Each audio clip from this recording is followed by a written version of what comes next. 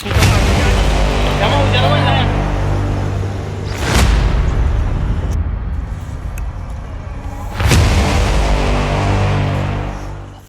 को निहारती ग्रामीणों की ये भीड़ और राप्ती में चक्कर काटते ये गोताखोर। दोस्तों, आप भी सोच रहे होंगे कि आखिर में मामला क्या है। चलिए आपको बताते हैं। नदी के तट पर ग्रामीणों की ये भीड़ उत्तर प्रदेश के श्रावस्ती और बलरामपुर की सीमा के मध्य स्थित फत्तूपुर तनाजा के तटस्थ गांव का है। यह गांव राप्ती नदी के समीप स्थित है। घटना विगत 23 सितंबर 2024 की है। गांव के ही 3 बच्चे, जिनमें 2 बालिकाएं और 1 बालक, नदी के समीप खेल रहे थे। खेलते खेलते अचानक वो नदी के और समीप पहुंच गए। अबोध बालकों को नदी की गहराई का अनुमान और किसी भी प्रकार के खतरे की होने की आशंका नहीं थी, इसलिए वह अपने खेल में मगन थे। नदी के और समीप पहुंचते ही इन बच्चों का पैर नदी में फिसल गया, जिसके कारण ये तीनों बच्चे नदी में बह गए। बच्चों को नदी में डूबते हुए आसपास खेल रहे बच्चों ने शोर मचाना शुरू कर दिया। आसपास खेतों में कार्य कर रहे ग्रामीण जब तक बच्चों को बचाने दौड़े, तब तक एक बालक बह गया।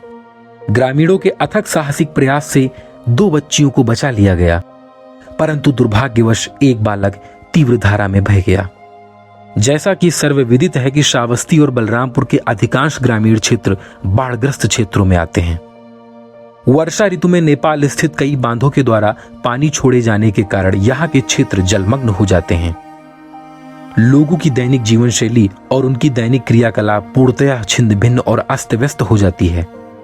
ये बहुत चिंता का विषय है कि आजादी के 78 वर्ष बाद बाढ़ जैसी मूलभूत समस्याओं के निस्तारण के लिए जिम्मेदार लोगों के द्वारा कोई वैकल्पिक व्यवस्था नहीं की गई।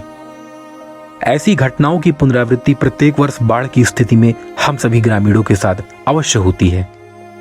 यदि इसे हम अपनी बदकिस्मती और तंत्र की विफलता की संज्ञा दें तो ये कहना अनुचित नहीं होगा। इस वीडियो का श्रेय फत्तूपुर तनाजा के शिवम मिश्रा को जाता है। शिवम मिश्रा ने अपने युवा साथियों के साथ जान पर खेलकर इस वीडियो को रिकॉर्ड किया और बच्चों को बचाने में अपनी भरपूर मदद की। घटनाक्रम के संदर्भ में ग्रामीणों से बातचीत करने पर यह पता चला कि सर्वप्रथम शिवम मिश्रा और उनके साथियों ने एनडीआरएफ और एसडीआरएफ को इस घटना को लेकर सूचना दी।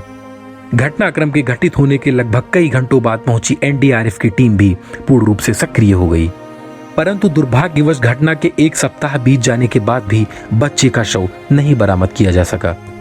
शिवम मिश्रा के अनुसार कोरड़ी घाट, बेलहा घाट, सिसई घाट और रसूलाबाद घाट, जहां पर राप्ती नदी प्रवाहित होती है, वहां तक वह स्वयं एनडीआरएफ की टीम के साथ गए, परंतु बच्चे का कोई पता नहीं चला। दोस्तों, आपके मन की बातें क्या है, कमेंट करके जरूर बताएं। यदि आपको शिवम मिश्रा और हमारा प्रयास सार्थक लग रहा है तो ज्यादा से ज्यादा लाइक शेयर करते हुए हमारे चैनल को सब्सक्राइब अवश्य करें। वीडियो को देखने के लिए आपका बहुत बहुत धन्यवाद। जय हिंद, जय भारत।